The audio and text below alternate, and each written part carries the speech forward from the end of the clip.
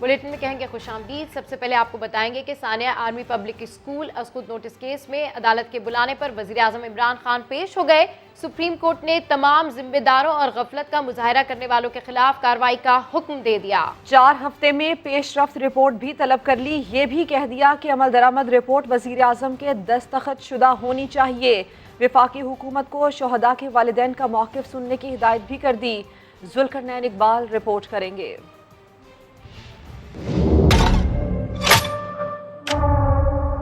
Sania army public school के जिम्मेदारान के खिलाफ क्या कार्रवाई हुई? अस्कुद नोटिस केस की समाअत में सुप्रीम कोर्ट का बड़ा सवाल। चीफ जस्टिस गुलजार अहमद ने पूछा, 7 साल गुजर गए, कुछ नहीं हुआ। तमाम अफसरान गार्ड ऑफ ऑनर लेकर रिटायर्ड हो गए। अपने लोगों के तहफ्फुज़ की बात आई तो इंटेलिजेंस कहाँ चली जाती है? बच्चों को स्कूलों में मरने के लिए नहीं छोड़ सकते। चौकीदार और सिपाहियों के खिलाफ कार्रवाई कर दी गई। असल में तो कार्रवाई ऊपर से शुरू होनी चाहिए थी। कब क्या सानिया हो जाए किसी को इल्म नहीं। सब कुछ अल्लाह के आसरे पर है।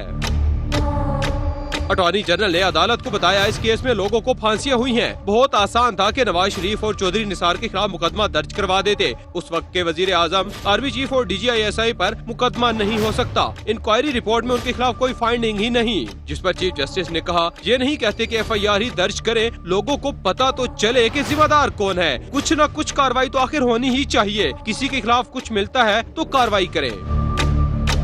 जस्टिस एजाजुल एहसन बोले, ये मुमकिन नहीं कि दहशत गर्दों को अंदर से सपोर्ट न मिली हो। तयन करें कि अदालती हुक्म में शामिल नामों में से किसकी क्या जिम्मेदारी थी। जिसकी भी गफलत साबित हो उसके खिलाफ कार्रवाई की जाए। अदालत के बुलाने पर वज़ीर-ए-आज़म इमरान खान भी पेश हुए और तमाम जिम्मेदारान और गफलत का मुजाहरा करने वालों के खिलाफ कार्रवाई की यकीन दहानी कराई। जिस पर अदालत ने पेशरफ्त के लिए 4 हफ्ते की मोहलत देकर वज़ीर-ए-आज़म के दस्तखत शुदा रिपोर्ट तलब कर ली। ये हुक्म भी दिया कि वफाकी हुकूमत शोहदा के वालिदैन का मौक़िफ़ सुने। Sania APS अस्कुद notice case. Supreme court में समाअत के दौरान वज़ीर-ए-आज़म और जजेस के दरमियान तवील मुकालमा हुआ। सानिया APS से होती हुई बात अफगान जंग के पस मंज़र पर पहुंची तो काजी अमीन ने वज़ीर-ए-आज़म को 2 टोक कह दिया। वज़ीर-ए-आज़म ने मुल्क में मज़ीद दहशत गर्दाना हमलों के खदशे का भी इजहार किया। इस हवाले से रिपोर्ट कर रहे हैं जुल्करनैन इकबाल।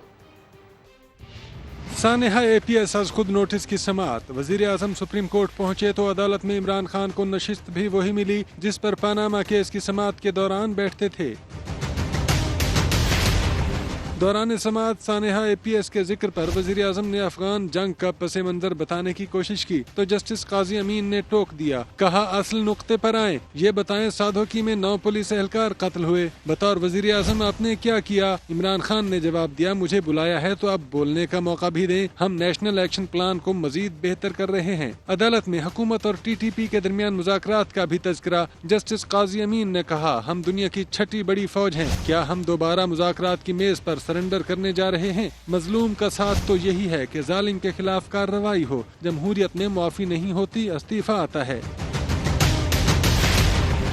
जस्टिस एजाजुल एहसन ने कहा, गफलत का मुर्तकिब कौन हुआ? अवाम के सामने आ जाए तो सबसे बड़ी FIR होगी। दौरान समाअत माजी में होने वाले खुदकुश हमलों का जिक्र हुआ तो वज़ीर-ए-आज़म ने मजीद दहशत गर्दाना हमलों का खदशा भी जाहिर कर दिया। ये भी बता दिया कि जब तक अफगानिस्तान का मसला हल नहीं होता, अमन अमान का मसला बरकरार रहेगा।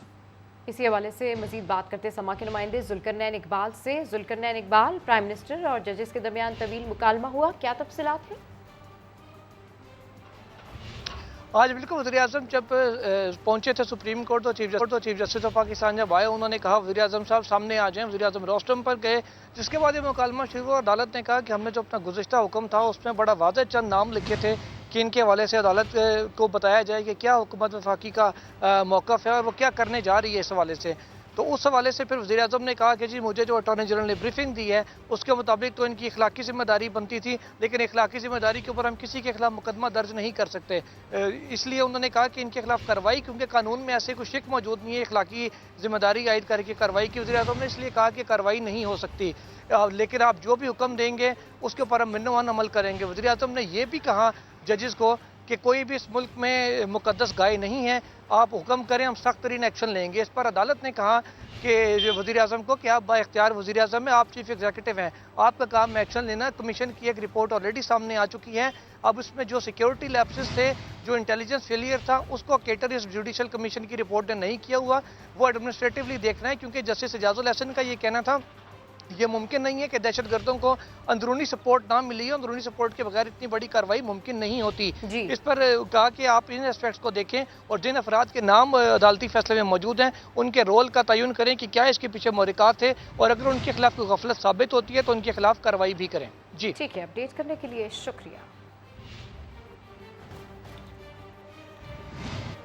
سانحہ آرمی پبلک اسکول کے شہید اسفند خان کی والدہ کہتی ہیں کہ وہ چیف جسٹس کے اقدامات سے مطمئن ہیں. وہ ان کے دکھ کو سمجھتے ہیں. انہوں نے سپریم کورٹ میں میڈیا سے گفتگو میں مزید کیا کہا, آپ کو دکھاتے ہیں.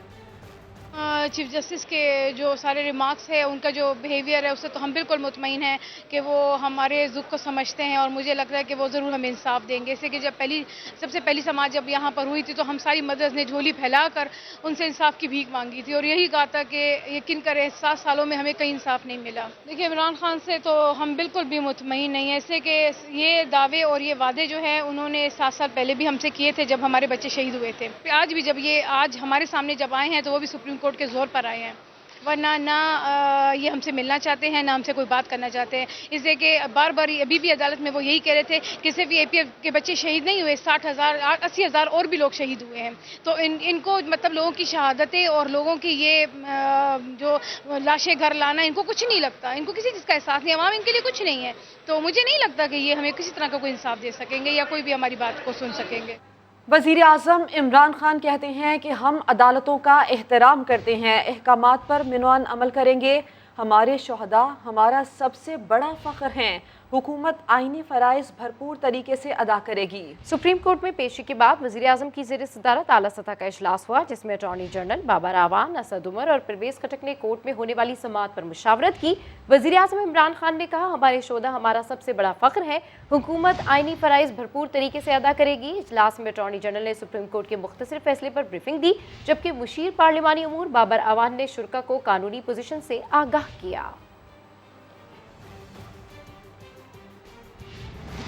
ثانیہ APS میں جو بھی ملوث ہوا سب کے خلاف ایکشن ہوگا. وزیر داخلہ شیخ رشید نے 2 ٹوک بتا دیا. سپریم کورٹ میں سماعت کے بعد میڈیا سے گفتگو میں کہا, وزیر اعظم نے عدالت کو یقین دلایا ہے کہ ذمہ داروں کو بے نقاب کریں گے.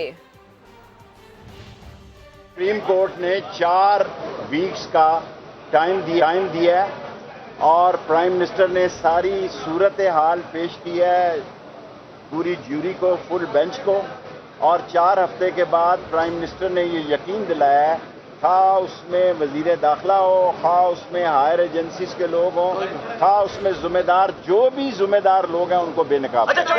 کورٹ یہ کہتی ہے کہ نواز شریف کو لانا مطلوب ہے تو 24 گھنٹے کے اندر وزارت داخلہ ان کو پرمیشن اور پاسپورٹ دینے کے لیے تیار ہے, بشرطے کہ وہ پاکستان ہے.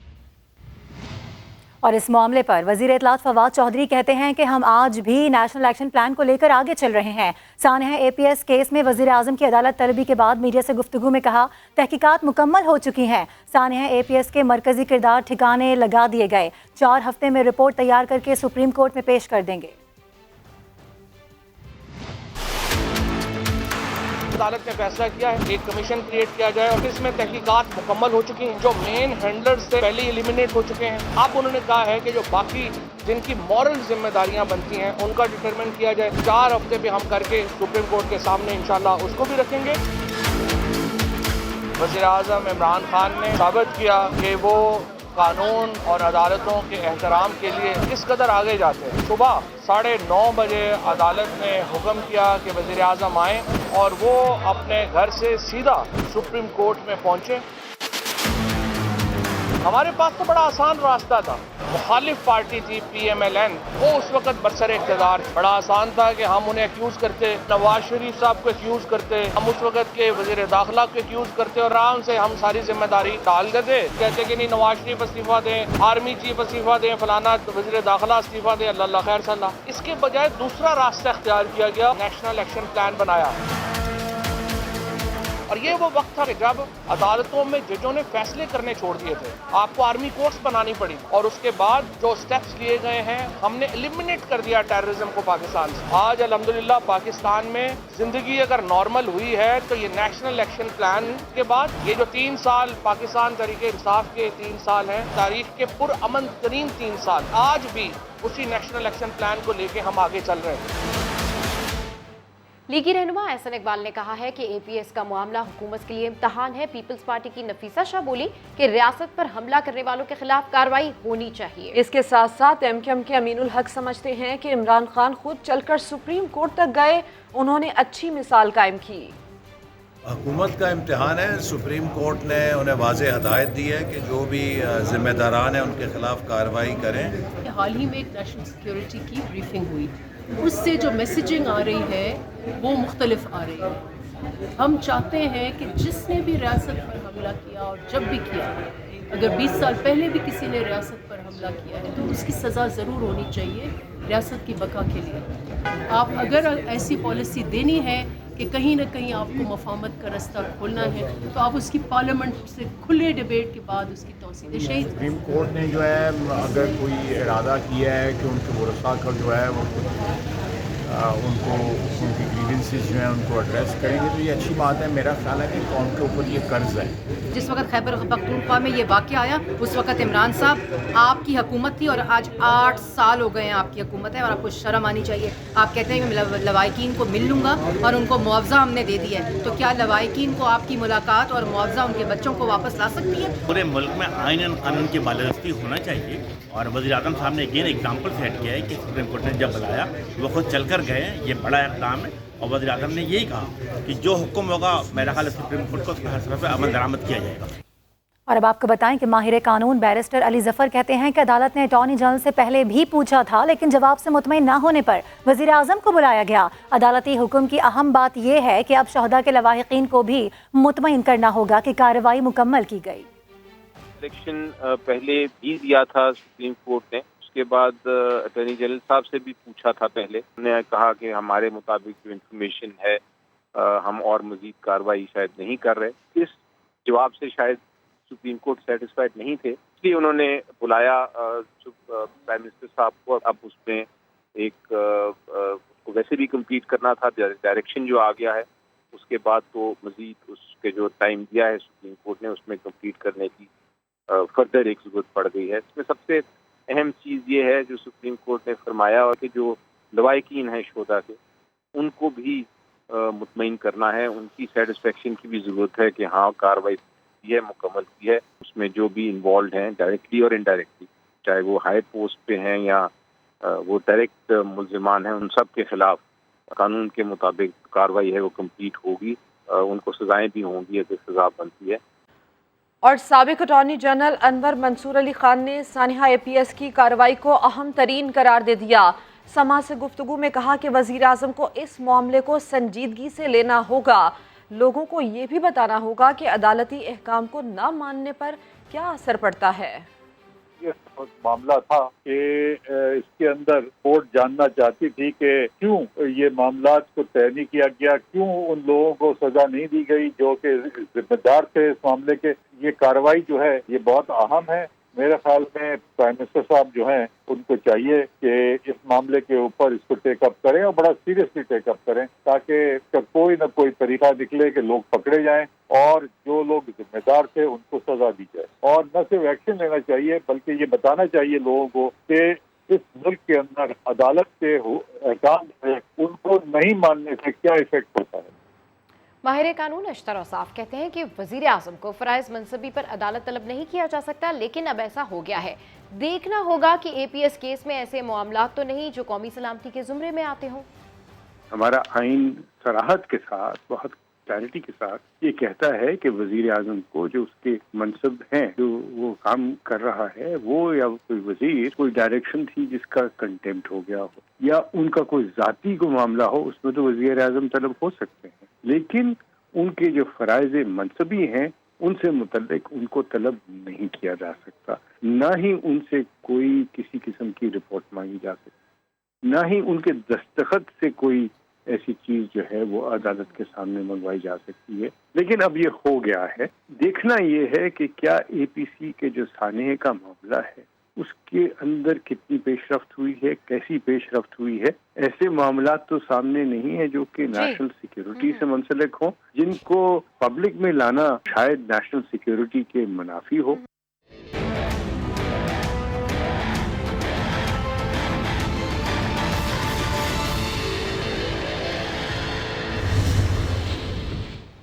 بڑا اہم معاملہ, بڑی عدالت جس میں آج وزیر اعظم عمران خان پیش ہوئے ہیں. خالد عظیم صاحب ہمارے ساتھ موجود ہیں. خالد عظیم صاحب, سابق وزرائے اعظم بھی سپریم کورٹ کی پیشیاں بھگت چکے ہیں. ذرا ہمارے ساتھ شیئر کیجئے گا کہ کون کون کب کب عدالت میں پیش ہوا اور کتنی بار پیش ہوا, کن کن معاملات میں پیش ہوا. دیکھیں جی, عمران خان صاحب سے پہلے 3 وزرائے اعظم جو ہیں وہ سپریم کورٹ آ چکے ہیں, نواز شریف, یوسف رضا گیلانی اور راجہ پرویز اشرف. اس سے پہلے 1975 میں ذوالفقار علی بھٹو جو ہیں ان کو چودھری ظہور الہی صاحب کی ایک درخواست پہ توہین عدالت کیس میں نوٹس ضرور ہوا تھا, لیکن ان کو ذاتی حیثیت میں پیش ہونے کے لیے نہیں کہا گیا تھا. وہ پیش نہیں ہوئے تھے. وہ بعد میں ان کو اس کیس میں بری بھی کر دیا گیا تھا. توہین عدالت کا الزام جو ہے وہ ثابت نہیں ہو سکا تھا. البتہ نواز شریف جو ہیں ان کو 1997 میں ایک تضحیک آمیز انہوں نے بیان دیا تھا, عدلیہ سے متعلق ایک طنزیہ جملہ کہا تھا, طنزیہ لب و لہجہ اختیار کیا تھا, جس پہ ان کے خلاف توہین عدالت کی کارروائی انیشیٹ کی گئی, اور اس میں ان کی جو 3 پیشیاں ہیں وہ بھی ریکارڈ پہ ہیں. فرد جرم عائد نہیں ہو سکی. جس وقت فرد جرم کا دن تھا تو اس دن ہلڑ بازی ہو گئی سپریم کورٹ میں. جو کیس ہے وہ تو راؤڈیزم کا ہے, لیکن یہ کہا جاتا ہے کہ سپریم کورٹ پہ حملہ کیا گیا نون لیگ کی جانب سے, اور یوں یہ معاملہ اس وقت تو ٹل گیا. البتہ بعد میں اس کیس کو جسٹس اجول میاں جو ہیں انہوں نے منطقی انجام تک پہنچایا, اور کوئی چیز جو ہے وہ توہین عدالت کے زمرے میں ثابت نہیں ہو سکی نواز شریف پہ. اس کے بعد 2012 میں سید یوسف رضا گیلانی جب وزیر اعظم تھے تو ان کو سوئس عدالتوں میں کیس کھولنے سے متعلق اس وقت کے صدر آصف زرداری کے خلاف کیس کھولنے کے لیے خط لکھنے کا حکم دیا گیا تھا, لیکن وہ عدالتی حکم کو انہوں نے نہیں تسلیم کیا, اور اس میں ان کا اپنا ایک کوئی جواز تھا جس کو عدالت نے تسلیم نہیں کیا, اور پھر ان کو حکم دیا, اور جب انہوں نے اس پہ عمل نہیں کیا تو پھر ان کو توہین عدالت کے جرم میں بلایا گیا, اور ان کو وہاں پہ سزا بھی سنائی گئی تھی, طرح برخاست عدالت 32 سیکنڈ کی وہ سزا آپ اس کو کہہ لیں, اور اسی کی بنا پہ بعد میں ان کو نااہل بھی قرار دے دیا گیا تھا. اس کے بعد ان کے جو جانشین تھے راجہ پرویز اشرف, ان کو بھی اسی کیس میں یعنی سوئس عدالتوں کو خط لکھنے کے معاملے میں ہی توہین عدالت کا مرتکب قرار دیتے ہوئے عدالت میں طلب کیا تھا. وہ پیش بھی ہوئے, اور لیکن اسی دوران کچھ ایسی مشاورت ہوئی, اور بلکہ مجھے اچھی طرح سے یاد ہے کہ پہلا موقع تھا کہ ججز جو ہیں وہ انہوں نے کچھ معاملات کی سماعت چیمبر میں جا کے کی, جبکہ اوپن عدالت کے معاملات جو ہیں وہ چیمبر میں جا کے نہیں ہوتے, لیکن اس کو چیمبر میں انہوں نے سماعت کی, جس کے بعد کچھ معاملات جو ہے وہ حکومت اس پہ ایگری ہوئی, اور انہوں نے خط لکھ دیا, جس کے نتیجے میں راجہ پرویز اشرف جو ہیں ان کی توہین عدالت کے کیس سے جان چھوٹ سکی. اس طرح عمران خان سے پہلے جو ہیں وہ 3 وزرائے اعظم آئے, لیکن وہ توہین عدالت میں ان کو طلب کیا گیا تھا, جبکہ آج جو ہے وہ معاملہ اگرچہ عدالتی حکم پہ عمل درآمد ہی کا تھا, لیکن عدالت اس بات پہ برہم تھی کہ وزیر اعظم کے علم میں یہ کیوں نہیں لایا گیا, اور وزیر اعظم خود اس بات کا کوئی نوٹس کیوں نہیں لے رہے. لہٰذا انہوں نے وزیر اعظم کو آج انوالو کیا ہے اور ایک میسیج دیا ہے کہ اب پرائم منسٹر اس معاملے کو خود دیکھیں گے, اور اس کے لیے انہوں نے ان کو طلب کیا تھا, جس میں وزیر اعظم نے اپنا اسٹیٹمنٹ بھی دے دیا, وہاں پہ ان سے ججز سے خطاب بھی کر لیا, لیکن اس کے ساتھ ساتھ یہ یقین دہانی بھی انہوں نے کرائی کہ 4 ہفتے کے اندر اندر اس پہ پیش رفت ہوگی, اور وہ پیش رفت رپورٹ اب عمران خان صاحب کے دستخطوں سے وہاں پہ پیش ہوگی. اس کا مطلب ہے کہ اس معاملے میں پوری طرح سے عدالت نے اب پرائم منسٹر کو ذمہ دار ٹھہرا کے, اور ہر مرتبہ کم از کم اب تک تو یہی ہے کہ ہر مرتبہ وہ جو جواب ہے وہ پرائم منسٹر ہی کی جانب سے ہوگا. ٹھیک ہے, بالکل 4 ہفتے کے اندر اندر یہ رپورٹ پیش کرنے کی ہدایت کی گئی ہے, جس میں پرائم منسٹر کے سگنیچر کے ساتھ یہ رپورٹ پیش کی جائے گی. اور جس طرح خالد عظیم صاحب بتا رہے تھے کہ پرائم منسٹر عمران خان سے پہلے بھی 3 وزرائے اعظم آئے تھے, لیکن ان کو توہین عدالت پر طلب کیا گیا تھا. और अब आपको बताएं कि peoples party chairman Bilawal Bhutto आज अपोजिशन के तमाम अरकान के एजाज़ में शाइया देंगे। शहबाज शरीफ समेत अपोजिशन के पार्लिमानी सरबराहान शरीक होंगे, जबकि अपोजिशन की मुत्तफ़िका हिकमत अमली से मुतालिक लाहे अमल पर भी तबादला ख्याल होगा। बिलावल भुट्टो मौजूदा सियासी सूरत हाल और मुश्तरका हिकमत अमली पर भी बात करेंगे। अहम खबर से आपको आगाह कर रहे हैं, peoples party chairman Bilawal Bhutto आज अपोजिशन के तमाम अरकान के एजाज़ में शाइया देंगे। शहबाज शरीफ समेत अपोजिशन के पार्लिमानी सरबराहान शरीक होंगे, जबकि अपोजिशन की मुत्तफ़िका हिकमत अमली से मुतालिक लाहे अमल पर भी तबादला ख्याल किया जाएगा और साथ ही साथ बिलावल भुट्टो मौजूदा सियासी सूरत हाल और मुश्तरका हिकमत अमली पर भी बात करेंगे। वज़ीर आज़म इमरान खान का हुकूमती और इत्तेहादी अरकान पार्लियामेंट के एजाज़ में ज़ोहराना। फैसल बावडा, सेनेटर शहजाद वसीम, अली अमीन वज़ीर आज़म हाउस पहुँचे। वज़ीर आज़म ने अरकान को मुश्तरका इजलास में हाज़िरी यकीनी बनाने की हिदायत की है। इसकी मज़ीद तफ़सीलात हासिल करते हैं समा के नुमाइंदे अब्बास शब्बीर से। जी अब्बास शब्बीर, अपडेट कीजिए, कौन कौन इस वक्त पहुँच गया है प्राइम मिनिस्टर हाउस? देखें, ज़ोहराना अब तो ख़त्म होने के करीब है। वज़ीर आज़म इमरान खान की तरफ से पार्लियामेंट के मुश्तरका इजलास की हिकमत अमली क्या होनी चाहिए, उस हवाले से एक ज़ोहराना दिया गया है। ज़ोहराने में इत्तेहादी जमातों समेत अरकान कौमी असम्बली, वफाकी वज़रा, सेनेटर मौजूद हैं। कल पार्लियामेंट के मुश्तरका इजलास से मुतालिक हिकमत अमली तय की जाएगी। वज़ीर आज़म ने तमाम अरकान पार्लियामेंट को इजलास में शिरकत यकीनी बनाने की हिदायत की है। ईवीएम, वोटिंग मशीन और अहम कानून साजी जो पार्लियामेंट में जारी है, उस हवाले से भी वज़ीर आज़म ने अरकान को एतमाद में लिया है। ये एक अहम ज़ोराना था क्योंकि शहर इक़्तिदार में इस वक्त ज़ोरानों का वक्त है। शाम को बिलावल भुट्टो की तरफ से ज़ोराना है और इस वक्त वज़ीर आज़म इमरान खान की तरफ से वज़ीर आज़म हाउस में ज़ोराना दिया जा रहा है, जिसमें वज़ीर आज़म ने पार्लियामेंट के मुश्तरका इजलास की हिकमत अमली के हवाले से तमाम अरकान पार्लियामेंट को एतमाद में लिया है। ठीक है, अपडेट करने के लिए शुक्रिया अब्बास शब्बीर। एक और अहम खबर ये भी है कि अहम कानून साजी के लिए पार्लियामेंट का मुश्तरका इजलास कल तलब कर लिया गया है। बड़े मार्के से पहले कौमी असम्बली में अपोजिशन ने हुकूमत को नंबर गेम में पिछाड़ दिया है। लोटाक्रेसी रोकने का अपोजिशन का बिल भी मंजूर हो गया है। विफाकी काबीना का 11 नवंबर की सुबह 11 बजे पार्लियामान का मुश्तरका इजलास बुलाने का फैसला। कानून साजी करवाने के लिए हुकूमत और रोकने के लिए अपोजिशन की इंसाफबंदियां तेज। अपोजिशन ने स्टीयरिंग कमेटी बनाकर टास्क सौंप दिया। मुश्तरका इजलास से 2 रोज पहले ही हुकूमत को कौमी असम्बली में बड़ा झटका। लोटा करेसी रोकने से मुतालिक नून लीगी रुकन के प्राइवेट बिल पर रायशुमारी में अपोजिशन ने 104 के मुकाबले में 117 वोट से मैदान मार लिया। लीगी रुकन अयाज सादिक बोले, अपोजिशन की इखलाकी जीत हुई, हुकूमत अक्सरियत खो बैठी है, वजीर आजम अब फौरी इस्तीफा दें। हार के बावजूद हुकूमत पर एतमाद, मुश्तरका इजलास में नंबर गेम पूरी रखने की भी हिदायत। वज़ीर आज़म साहब ने हिदायत की है कि पार्लियामेंट के जॉइंट सेशन में जो हमारे मेंबरान हैं उनकी हाजिरी यकीनी हो, ताकि हम ये इलेक्टोरल और दूसरे जो कवानीन हैं उनको मंजूरी दी जा सके। अपोजिशन का दावा है कि हुकूमत के दिन पूरे हो गए, ईवीएम और नैब ऑर्डिनेंस की मंजूरी भी रोक कर दिखाएंगे। हमारी तैयारी बिल्कुल मुकम्मल है। जो नैब ऑर्डिनेंस इन आटा, चीनी, बिजली, गैस, दवाई चोरों को एनआरओ देने के लिए इमरान साहब ला रहे हैं, अब वो इजलास बुलाएं, रोएं, चीखें या पिटें, इमरान खान साहब के जाने का वक्त हुआ जाता है। तर्जुमान नून लीग ने ये दावा भी किया है कि इत्तेहादी ही नहीं, वजीर आजम की अपनी पार्टी के अरकान भी उनका साथ छोड़ने वाले हैं। चेयरमैन पीसीबी रमीज राजा कहते हैं पाकिस्तान टीम वर्ल्ड क्लास खिलाड़ियों पर मुश्तमिल है, इस टीम को हराना इम्पॉसिबल है। बाबर आजम अच्छे अंदाज में क़यादत कर रहे हैं, कुछ नया करने की जरूरत नहीं, कोई भी शिकस्त से नहीं डर रहा और इसी तरह क्वालिटी क्रिकेट हमें खेलनी है। वज़ीर आज़म इमरान खान अरकान पार्लियामेंट से खिताब कर रहे हैं।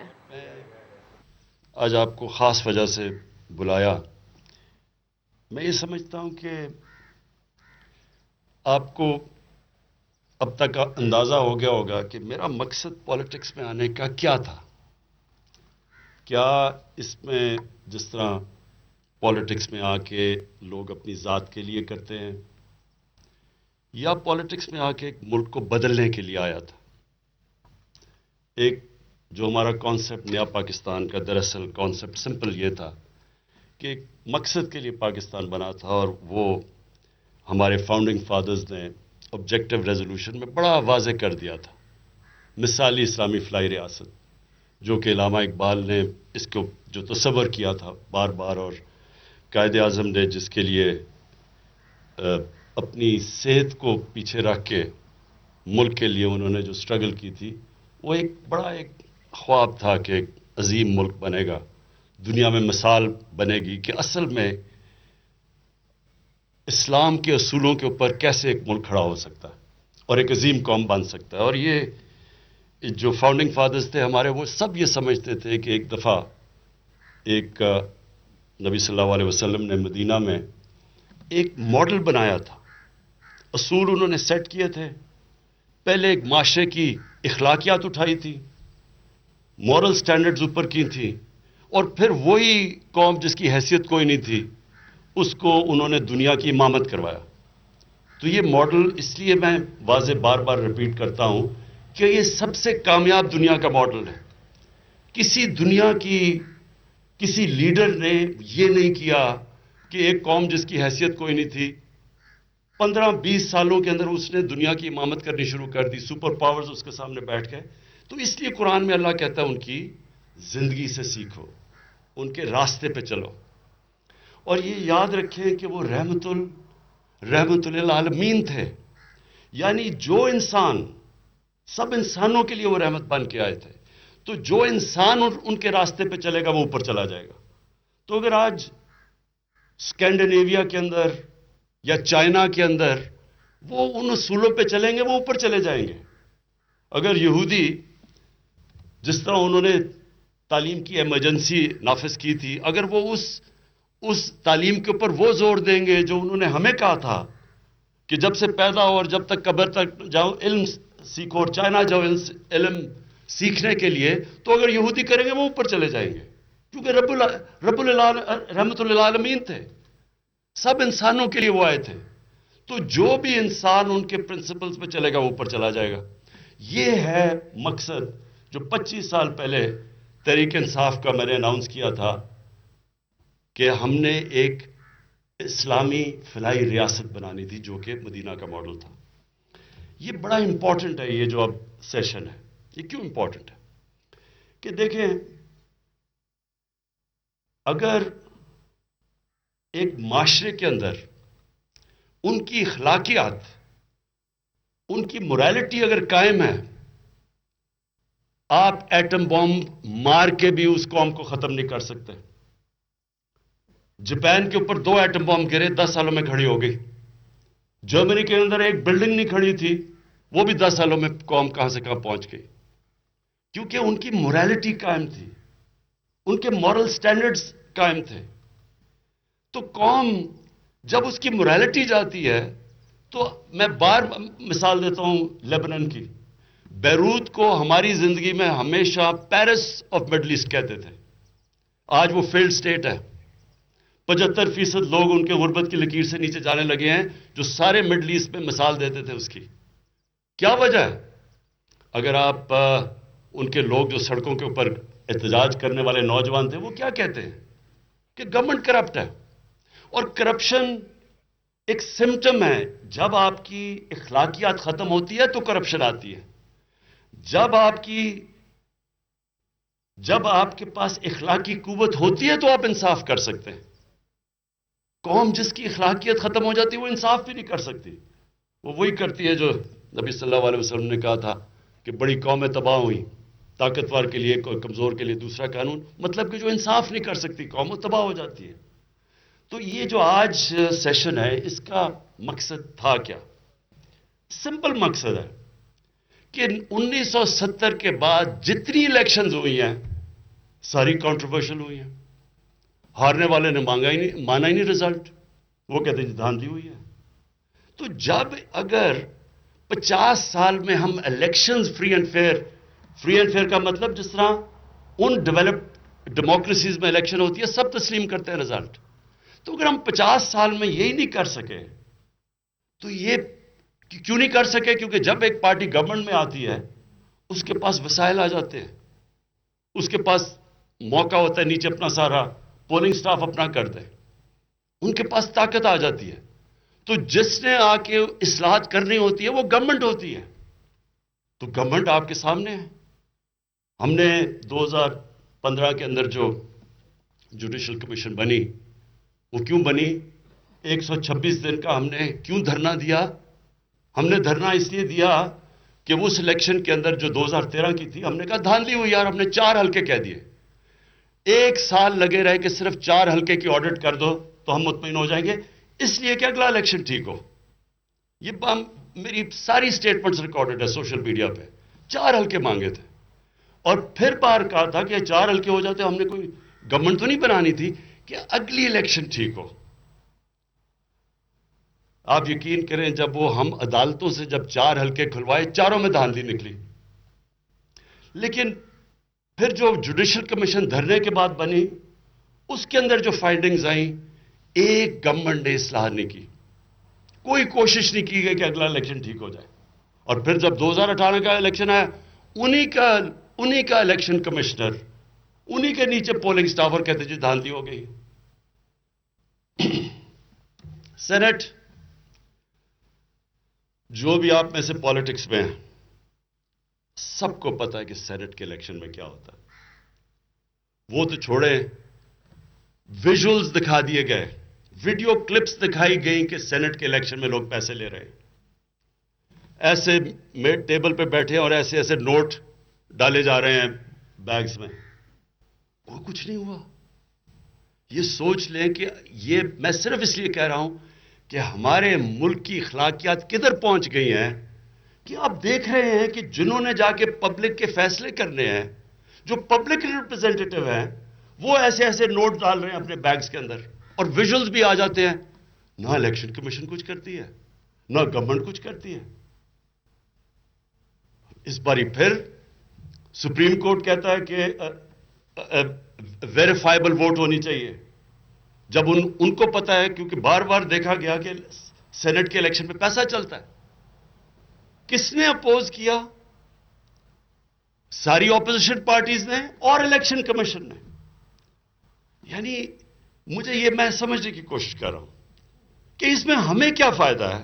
ہم کہہ رہے ہیں کہ اوپن بیلٹ ہونی چاہیے سینٹ کے اندر تاکہ سب کو پتا چل جائے ووٹ کس نے ڈالی ہے. اس میں ہمارا فائدہ کیسے تھا؟ تو جب پتا ہے کہ سیکرٹ بیلٹ پہ پیسہ چلتا ہے تو الیکشن کمیشن جس کا کام ہے فری اینڈ فیئر الیکشن کروانا, اور اپوزیشن وہ کیوں اس کو اپوز کر رہے تھے؟ صرف میں سمجھنا چاہتا ہوں کہ وہ لاجک کیا تھی. جب آپ نے ویڈیوز بھی دیکھ لی پیسے چلتے ہوئے, یہ کیا وجہ ہے؟ میں آپ کو مغرب کا بتاتا ہوں کیونکہ میرا بڑا ٹائم گزرے وہاں, جدھر جو مدر آف ڈیموکریسی کہا جاتا ہے, پارلیمنٹری ڈیموکریسی, برطانیہ میں ویسٹ منسٹر ماڈل. آپ تصور نہیں وہاں کوئی کر سکتا اس طرح کی چیز. جو ان کی ڈیموکریسی ہے اس کی بیسس موریلٹی ہے. اگر ان کی ڈیموکریسی آج چل رہی ہے تو ان کے مورل ویلیوز ہیں جو ڈیموکریسی کو چلاتے ہیں. جب آپ شروع ہی کر رہے ہیں ڈیموکریسی دھاندلی 2 نمبری سے, تو وہ مورالٹی کدھر چلی گئی اس کی؟ تو جب آپ کو پتا تھا, میں آج بھی مجھے سمجھ آئی کہ یہ اپوزیشن جب ان کو پتا تھا, ان کے دور میں ہمیشہ پیسہ چلتا ہے, سینٹ کے الیکشن میں انہوں نے کیوں اس کی مخالفت کی؟ اور الیکشن کمیشن اس نے کیوں مخالفت کی؟ پھر اب ای وی ایمز, یہ ای وی ایمز کوئی ہم نے ایک دن فیصلہ نہیں کیا. ہم نے ساری رپورٹ دیکھی 2015 کی جو جوڈیشل کمیشن کی رپورٹ آئی تھی, اس میں ڈیٹیلز دیکھی کہ کدھر کدھر انہوں نے کتنے طریقے تھے اس رپورٹ میں. اگر آپ پڑھیں کہ کدھر کدھر دھاندلی ہوتی تھی, بیگز کیسے کھلے ہوتے تھے, ڈبل سٹیمپس کیسے لگتے تھے. تو وہ جب رپورٹ ساری سٹڈی کی تو اس میں پتا چلا کہ زیادہ تر دھاندلی ہوتی ہے جیسی پولنگ ختم ہوتی ہے اور رزلٹ اناؤنس ہونے کے بیچ میں. ڈبے کئی دفعہ بدلے جاتے ہیں, راستے میں وہ جا رہا ہو, ہر قسم کی چیزیں یہ عدالت کے اندر آئی تھی جبکہ جوڈیشل کمیشن بیٹھی تھی. تو اس کو سٹڈی کر کے ہم نے فیصلہ کیا کہ اس کا طریقہ ایک ہی ہے, ای وی ایم مشینز لے آؤ. کیونکہ ای وی ایم مشین سے کیا ہونا ہے, جیسی الیکشن ختم ہو سیدھا رزلٹ آ گیا. کسی نے چیک کرنا ہے تو پیپر ٹریل پڑی ہوئی ہے. تو وہ تو ہم نے بڑا یعنی ایک دم فیصلہ نہیں کیا. اچھا, پھر جب ہم نے ای وی ایم شروع کیا اور تقریباً 1.5 سال سے بار بار اپوزیشن کو کہتے رہے کہ آئیں بتائیں کوئی بہتر طریقہ کیا ہے, کیونکہ شور تو آپ نے مچایا ہوئے 2018 کی الیکشن دھاندلی ہوئی ہے, الیکشن کمیشنر آپ کا, سٹاف سارا آپ کا, اور پھر بھی آپ شور مچا رہے ہیں کہ الیکشن میں دھاندلی ہوئی. تو بتائیں تجویز کیا ہے؟ 1.5 سال سے انہوں نے کبھی بھی نہ گورنمنٹ کی مدد کی، نہ کوشش کی، نہ انہوں نے کوئی بتایا اپنی کوئی تجویز کیا ہوگی، بائیکاٹ کرتے رہے۔ اب میں سوال پوچھتا ہوں کہ تجویز آپ نے دینی نہیں ہے، ساری الیکشن 50 سال سے کنٹروورشل ہے، ایک گورنمنٹ وہ لے کے آ رہی ہے ای وی ایم مشینز، اس میں ہمیں کیا فائدہ ہے؟ جس طرح کے سینٹ کے الیکشن کی اوپن ووٹنگ سے ہمیں کیا فائدہ ہے؟ ای وی ایم مشین ہے کیا؟ بیسکلی یہ ہوتا ہے جس طرح ایک کیلکولیٹر ہوتا ہے کہ ووٹ ساری پنچ کی، جیسے الیکشن ختم ہوئی دوبارہ رزلٹ آ گیا، کسی نے چیک کرنا ہے، پیپر ٹریل آپ کے سامنے ہے۔ یہ بڑی سوچ سمجھ کے ہم لے کے آئے تھے کہ اس سے ساری کنٹروورسی ختم ہو جائے گی۔ کس نے اپوز کیا؟ ساری اپوزیشن نے، اور پھر الیکشن کمیشن۔ الیکشن کمیشن کا کیا کام تھا؟ وہ اس کے خلاف شروع ہو گیا پروپیگنڈا کرنا، اور کوئی وجہ نہیں دے رہا ہے، عجیب عجیب سی چیزیں بتا رہے ہیں کہ پتہ نہیں یہ نہ ہو جائے، پتہ نہیں بلوچستان میں بجلی نہ ہو تو کیا ہو، یعنی ہر وہ چیز۔ تو آج کل جو الیکشن ہے اس میں کیا ہوتا ہے؟ کبھی بتایا ہے کہ اس الیکشن کے اندر جو تھیلیاں کھلی ہوتی ہیں، جو سب کچھ ہوتا ہے، جو ڈرامہ جو 24 گھنٹے کے بعد رزلٹ آتا ہے، ڈبل سٹیمپ لگا کے ہرایا جاتا ہے، یہ ساری چیزیں، تو اس کا کیا توڑ ہے؟ اس کا توڑ ای وی ایم مشینز ہے۔ اور میں آج آپ سب کو یہ کہنا چاہتا ہوں کہ دیکھیں، جب بھی آپ ایک معاشرے میں اصلاح کرنے جاتے ہیں، ریفارم کرنا چاہتے ہیں، ریفارمز کے اگینسٹ ہمیشہ ایک ویسٹڈ انٹرسٹ کھڑا ہوتا ہے۔ وہ ویسٹڈ انٹرسٹ جو ایک کرپٹ سسٹم کو چینج اس لیے نہیں ہونے دیتا کہ ان کا فائدہ اس کے اندر، اس کے اندر جتنے بھی جعلی ووٹس بنائے ہوئے ہیں وہ نکل جائیں گے، ساری چیزیں جو لوور سٹاف کے ذریعے دھاندلی کرواتے ہیں وہ ختم ہو جائے گا۔ اس کے اندر وہ چیزیں آپ کے سامنے پہلی دفعہ ایک ملک میں فری اینڈ فیئر الیکشن ہو جائے گا۔ میں ابھی تک نہیں سمجھا کہ اس میں میری اینگل کیا ہے۔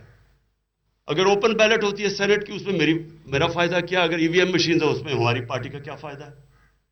کوئی ابھی تک جواب نہیں دے سکے، لیکن نہیں کرنا۔ اور مجھے افسوس یہ ہے کہ الیکشن کمیشن جس کا صرف کام فری اینڈ فیئر الیکشن کروانا ہے، وہ بھی اس کے خلاف انہوں نے پوری مہم کی ہے۔ اس کے اوپر پہلے سینٹ کے اوپر انہوں نے جس طرح عدالت نے موقع بھی ان کو دیا کہ ویریفائبل ووٹ کر دیں، ادھر بھی انہوں نے اپوز کیا، اب بھی کر رہے ہیں۔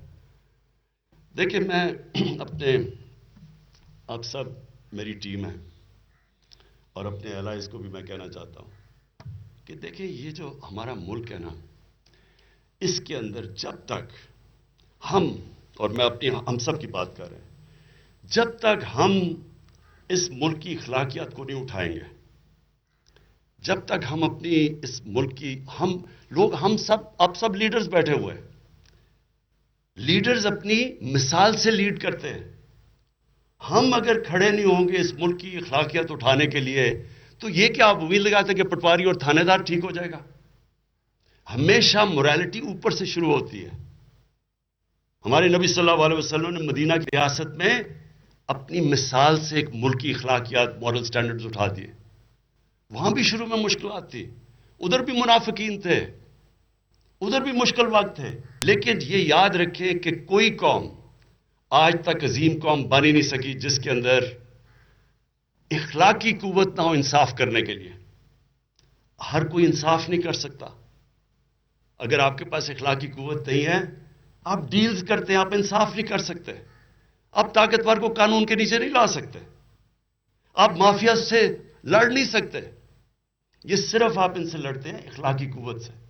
اور یہ شروع ہوتی ہے کہ جب تک آپ کا الیکشن ہی ٹھیک نہیں ہوگا، جب تک وہی فری اینڈ فیئر نہیں ہوگا، جب وہی تسلیم نہیں کرے گی اپوزیشن، تو ڈیموکریسی تو شروع ادھر سے ہوتی ہے۔ شروع سے کنٹروورسی ہو جائے کہ جی دیکھیں، ہم نے 2013 میں ہمیں پتا تھا الیکشن ٹھیک نہیں ہوا، لیکن ہم نے یہ نہیں کیا جو انہوں نے کیا۔ ہم نے صرف 133 نیشنل اسمبلی کی سیٹ میں 4 حلقے صرف مانگے، ہم نے کہا ان کی آڈٹ کر دیں، نہیں کی انہوں نے تو ہمیں کہا ہی کچھ نہیں۔ ہم ان کو کہتے رہے کہ بتائیں اگر الیکشن میں دھاندلی ہمیں بتائیں، ہم تیار تھے، لیکن یہ مقصد ان کا چینج نہیں ہے۔ یہ ایک پرانے سسٹم، ایک کرپٹ سسٹم کی پیداوار ہے، اور یہ چینج نہیں آنے دیں گے، یہ چینج ہم نے لے کے آنا ہے۔ اور میں یہ چاہتا ہوں آپ سب کو کہ دیکھیں، آپ سب سمجھیں کہ آپ ذمہ دار ہیں اس کے۔ یہ کوئی عمران خان کا کوئی ذاتی فائدہ نہیں ہو رہا، یہ ہم سب کے لیے، کیونکہ ہم نے اپنی آنے والی نسلوں کے لیے ہم چینج لے کے آ رہے ہیں. ہم ان کے لیے ایک بہتر پاکستان چھوڑنا چاہتے ہیں. وہ ہم کیسے کریں گے کہ اگر جب الیکشن ختم، جو الیکشن کے اندر چیزیں ہوتی ہیں ہم سب کو پتہ ہے کیا، سینٹ الیکشن، میرا مطلب اس سے شرمناک چیز کیا ہے کہ سینٹ الیکشن سے پہلے ایک جناب وہ آ کے ہمارے لوگوں کو پیسے آفر کر رہا ہے اور اس کی ویڈیو نکلاتی ہے، کوئی ایکشن نہیں لیا جاتا. تو یہ قوم دیکھ رہی ہے ساری. تو ہم قوم کو جب کہتے ہیں کہ آپ کرپٹ نہ ہو اور آپ یہ نہ ہو اور آپ ٹھیک، تو وہ اوپر ہماری طرف دیکھتے ہیں. مورل ویلیوز اوپر سے نیچے آتے ہیں. تو اس لیے یہ ہم سب کا ایشو ہے. میں چاہتا ہوں کہ اس میں آپ نے پوری طرح اس کو ایک نیشنل ایشو بنا کے اس میں پوری شرکت کرنی ہے. آپ سب نے اس کو کامیاب کرنا ہے، کیونکہ یہ آپ کا مقابلہ مافیا سے ہے. یہ چینج نہیں آنے دیں گے، کیونکہ چینج میں ان کو پتہ ہے کہ ان کے لیے تباہی ہے. یہ نہیں چاہیں گے فری اینڈ فیئر الیکشن ہو، اس میں پیسہ نہیں چل سکے گا اس طرح جس طرح یہ چلاتے ہیں. اور اس لیے انشاءاللہ یہ جو ہم کل کرنے جا رہے ہیں، اس میں میں سب کو چاہتا ہوں کہ آپ نے اس کو ایک اپنا پرسنل ایک جہاد سمجھنی ہے. یہ آپ اپنی ذات کے لیے نہیں کر رہے. یہ کوئی الیکشن چینج اس لیے نہیں کر رہے کہ اس میں عمران خان کو یا آپ کو کسی کو فائدہ ہے. یہ اپنے ڈیموکریسی کے لیے کر رہے ہیں، جو شروع ہی تب ہوتی ہے فری اینڈ فیئر الیکشن سے. شکریہ. ٹھیک ہے، یہ سب کچھ ہم ڈیموکریسی کے لیے کر رہے ہیں اور یہ شروع ہی تب ہوتی ہے جب فری اینڈ فیئر الیکشن ہو. پرائم منسٹر عمران خان کا ارکان پارلیمنٹ سے خطاب، جس میں ان کا یہ کہنا ہے کہ جب اخلاقی اقدار ختم ہو جائے تو انصاف کرنا خاصا مشکل ہوتا ہے. 126 دن کا دھرنا کیوں دیا ہم نے؟ اس لیے کہ 2013 میں دھاندلی ہوئی. ہم نے 4 حلقے کھولنے کا کہا، 4 حلقوں سے گورنمنٹ تو نہیں بنانی تھی. پھر جوڈیشل کمیشن میں فائنڈنگز آئیں، اس وقت بھی اصلاحات نہیں کی اور پھر کہتے تھے کہ 2018 میں دھاندلی ہو گئی. ساتھ ساتھ ان کا کہنا ہے کہ سپریم کورٹ کہتا ہے کہ ویریفائبل ووٹ ہونا چاہیے، تو ہم تو کہہ رہے ہیں کہ سینٹ میں اوپن بیلٹ ہونی چاہیے. ہم تو کہہ رہے ہیں کہ ای وی ایم مشین کا یہ پروسیس لانا چاہیے. یہاں شامل کریں گے نیوز ہیڈ لائنز.